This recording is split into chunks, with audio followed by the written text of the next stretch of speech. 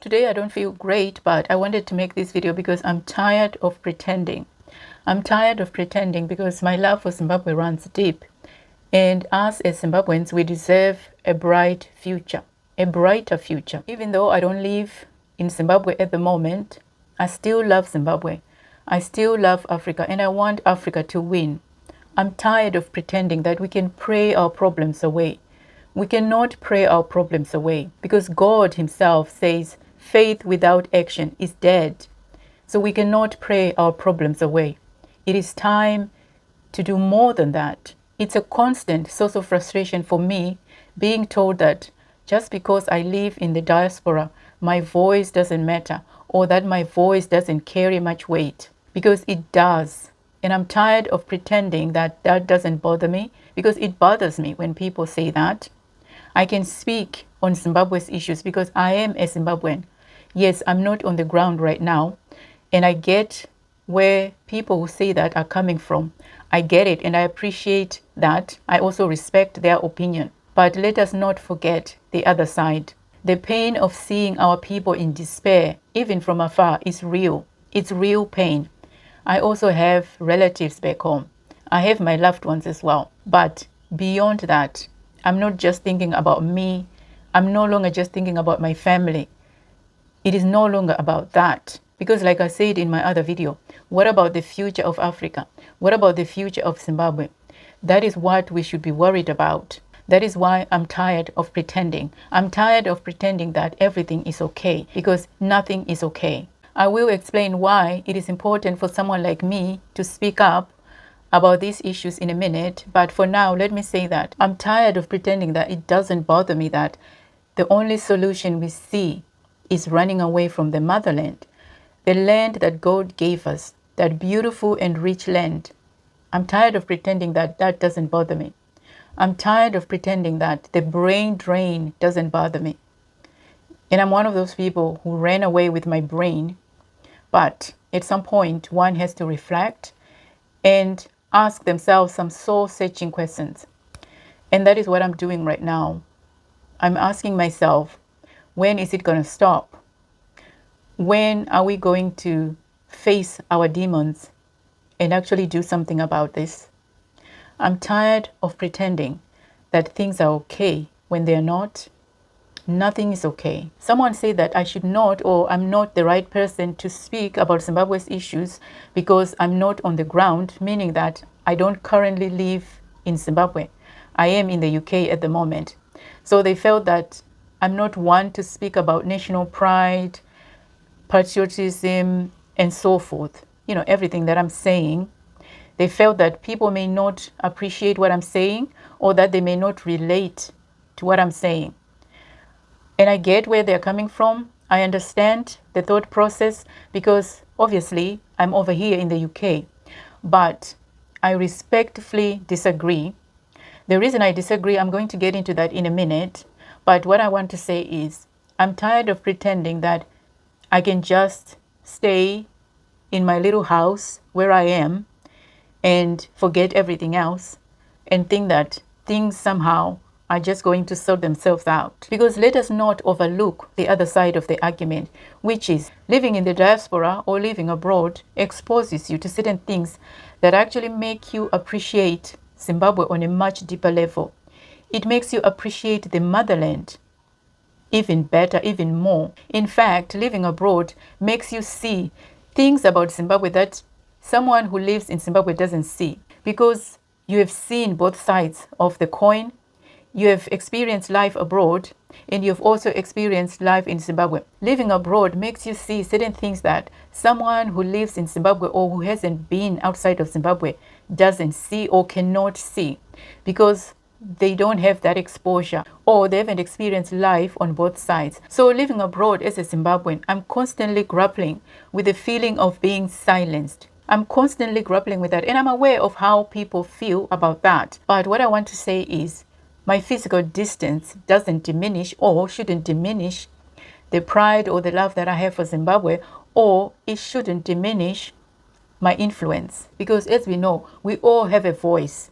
We have a voice, all of us, and our voice matters. And as we know, media plays a key role in raising that voice, in making our voice heard. Even though I'm not on the ground right now, let us not forget that media is a powerful tool. It's one of those tools that are used in the world to influence change, like real change. Media is one of those pillars, one of those things that actually make change possible, especially in the 21st century. Media is very powerful. Having a platform is powerful. A platform is not just a platform. It's a tool. It's a catalyst for change. Through a platform, through raising your voice, through speaking up, you can influence change. Media has been known to change people's opinions. And as we know, the person who owns the narrative wins. This is what we've got to realize, especially in the 21st century. The person who holds the narrative holds the key. That is what we've got to realize. Platforms are powerful. Your voice and my voice are powerful. Your voice and my voice can influence change. Your voice and my voice can actually start the ball rolling in the right direction. Your voice and my voice can inspire. Your voice and my voice can mold public opinion. We can influence change, real change, by the words that come out of our mouth. That is how powerful media is in the 21st century. So as a Zimbabwean or as Zimbabweans, we have a duty to use this tool, and we must use it wisely, effectively, not just use it any type of way. So not only should we use our platforms, but we should use our platforms wisely, because by controlling the narrative, we can actually shape the future of our country. We can actually influence positive change in our country. Because if we are constantly speaking negatively about each other as people, as Zimbabweans or as Africans, if we are constantly focusing on what doesn't move the needle towards or in the right direction, then we are not using our platforms wisely. That's why I say it is time for us to do more than just praying for change or praying for a brighter future for our country. We should do more. It is time for us to do more. So that's why I said I'm tired of pretending that I can just be. By amplifying our views or our voices, we can impact change on a broader scale.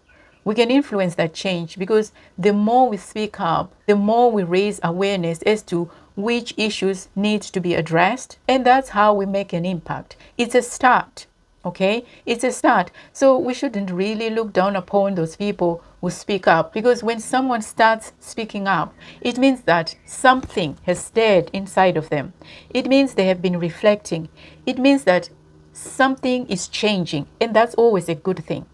It's a start. That's how change starts, because I can't just come from nowhere and say, okay, I'm going to make a change, I'm going to make an impact out of the blue. That's not how real change starts.